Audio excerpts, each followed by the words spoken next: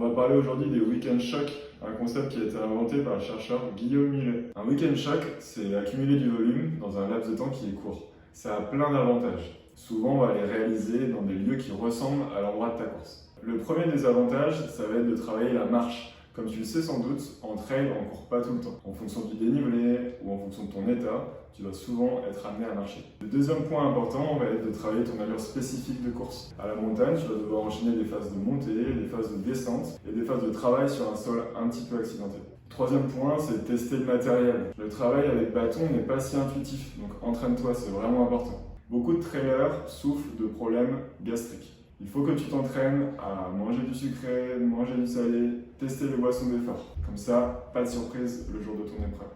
Lorsque, comme moi, tu habites en ville, ces week-end shocks sont presque indispensables.